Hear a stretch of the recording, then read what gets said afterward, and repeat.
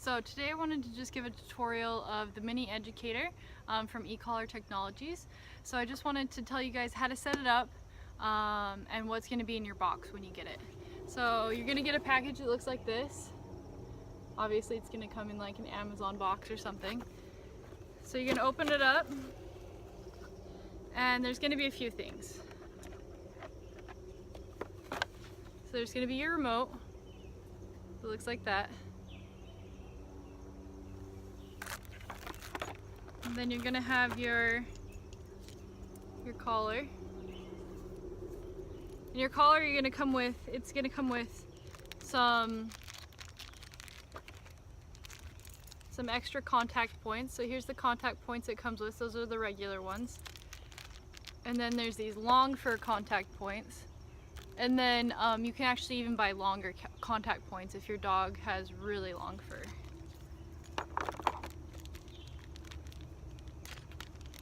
And it comes with this. This is for you to test the bulb to see if the collar is working.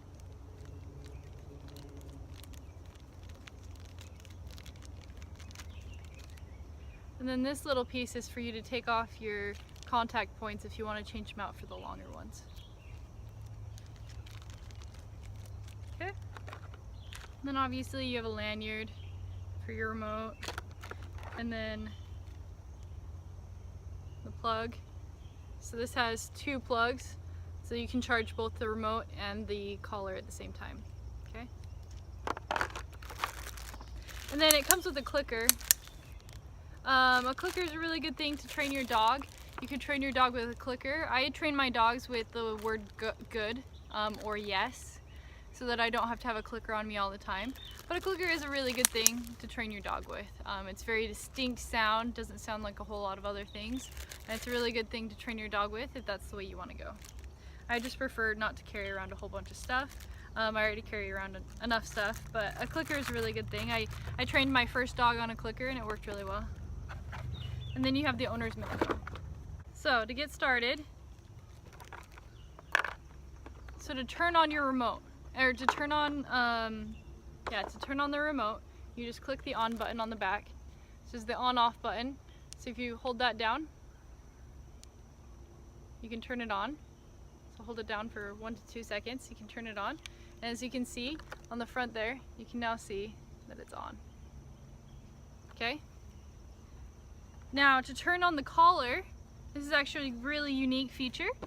So you take this little red button, so there's a little red button right there, and there's a little red button on the remote, okay? So you're gonna take the collar and the remote, and you're gonna put them together. Put the red button to the red button, and you'll see that this has a green light that turns on, okay? So when the green light is on, that means that you know it's on. And to turn the collar off, you once again put the red button to the red button, and you'll see that there's a red light that turns on when you turn it off, okay? And you want to turn your collar off every time you're not using it, just to reduce power, just to save power. And you can also plug it in every night. I plug mine in every night. You just plug it in every night that you're using it, because it does have a lithium battery, and so you don't want it to get ruined by using it until it's all the way uncharged. Okay, so to set up the remote. So the remote is pretty much already set up when you get it, but the way that it's set up is not how I like to set it up. So it's set up, if you look on the back, there's this MC button. So that means momentary and continuous. And if you look on the front, when you first get it, it has an M and a C. I don't know if you can see that, but you have an M and a C on the front right there. So that means that this button, the black button, is set up to momentary. And that the red button is set up for continuous. And this T button, that's for, that just is for vibrate or tone. So it's for vibrate or tone. So we're not gonna worry about that because I don't use vibrate or tone very much. I mean, it's automatically set up to tone and vibrate. You can use that on some of your dogs, but on some of your dogs it's actually going to be very jarring for them, even more so than the stim, as you can imagine, which is kind of weird. But sometimes when my dog won't listen to me, I will use the vibrate. But the problem with the vibrate with this with this collar is that the vibrate only has one setting, so you can't turn it up or down. So that's kind of unfortunate, but I don't really use the vibrate very much because it is so unsettling for my dog. Okay, so it's already set up on momentary and continuous, but how I like it is I like this one, I like it to be always on continuous. So I use momentary, but when I use momentary, I actually just click this down and back up, down and back up, down and back up. If I want momentary, I can just make it momentary by clicking it, right? So there's really no need for a momentary. So to change it to all the way continuous, I'm going to click this momentary button, the MC. I'm going to click it once. So now as you can see on here, it's momentary. Now this button will be momentary, and this button is actually going to be boost. So boost is where it will go up from a lower setting to a higher setting. So and then to change it from momentary, now it's completely momentary. To change it to continuous, we're going to press this MC button again. And then as you can see on the front, it just says C for continuous. So to switch between momentary continuous to complete momentary to complete continuous, you just keep pushing this button on the back. So I just want it on continuous all the time. So I'm going to turn on my collar. Red button to red button. And it shows a little green light. So I can see it vibrate. You can hear it vibrate. And then it's on continuous, so I'm going to press the black button. As you can see, I can hold it down. It's on continuous.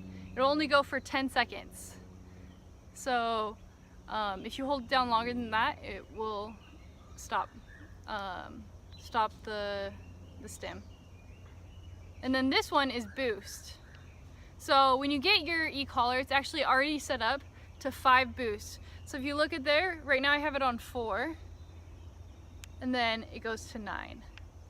So it's already set up to boost. So you can set up to boost more than that, but with the e-collar training that we do on the low level stimulation that we use, we don't want it to boost more than 5. That's pretty good for our boost. And then you can lock it in place.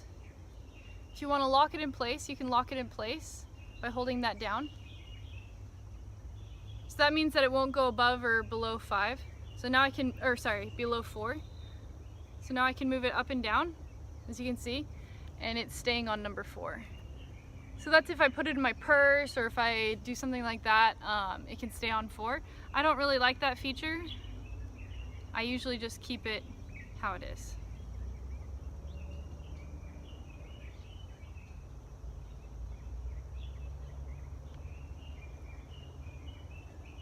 Okay. So the last thing that we're going to learn is the lights on and off. So this thing actually has a light, which is really nice. If you push the on-off button, quick time the light turns on. So we have it on, so it's on. And then if I quickly push the button, this light will turn on. So you can't see it because it's light out here. The light's blinking like that. So it just blinks once. And then if I push it again quickly, you can see that the light is completely on. And then to turn it off, I just push this again really quickly. So that just blinks, blinks. And then if I want it on all the time, I push that and then off. So that's really helpful if your dog, I live on a farm, so it's really helpful. My dog wasn't completely e-collar trained, and so we would use that so that's really helpful, so you can find your dog at night.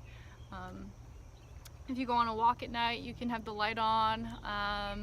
So it has various uses.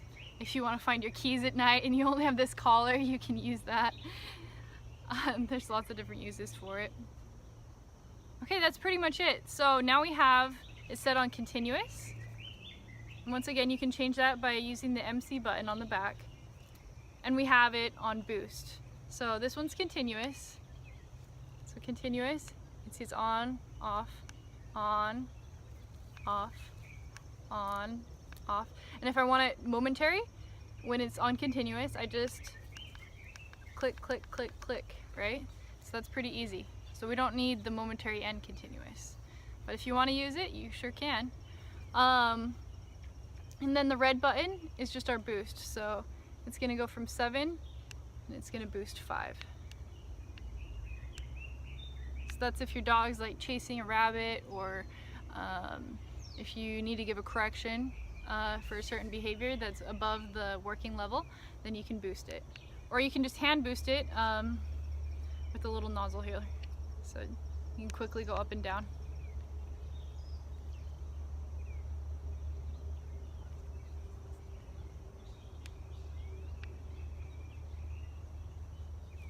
Alright, I think that's about it. It does have a 1 mile radius, or half-mile radius, which is really far. But to get that half-mile radius, you want to hold it high up in the air. Or if your dog is pretty close, like my dog's really close right now, I would just hold it down. It doesn't matter. But if you want to get the most out of the radius, or if we live in Hawaii, so there's a lot of foliage and things like that. There's a lot of, it's hard to get that transmitter, so lots of times I will hold it up and it gets better transmission that way.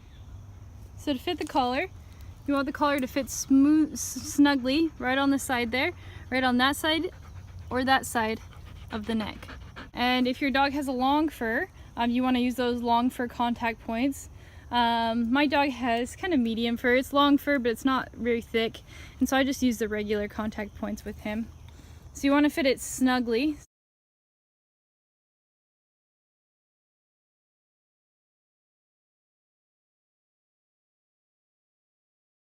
So as you can see, it's fitted snugly right here on this side of the neck. So very snugly. I can fit 2 fingers in there, but it's pretty tight. So I can fit 2 fingers in there. And then his prong collar is going to be right below that. So if you're using a prong collar, or sorry, if you're using the prong collar and you're training with the prong collar, you want the prong collar above it and then the e-collar right below it. Okay? So pretty easy. And then you can cut off all this excess, or you can just fold it in like that if you're just using the e-collar for training and you're not going to leave it on for too long so that it doesn't get annoying to your dog. And then these little buckles here, the little silver buckles, you can actually just cut those off. So those aren't important for the training. And you actually never want to have anything connected to those that's going to put any pressure on those contact points. Okay. Okay, so the next thing that we're going to work on with Aiko is that we're going to work on introducing this collar to him and finding his working level. Until next time, you can contact me on hokucaninetraining.com or hokucaninetraining@gmail.com. All right, and that's the introduction to our e-collar and how to fit it and how to set it up.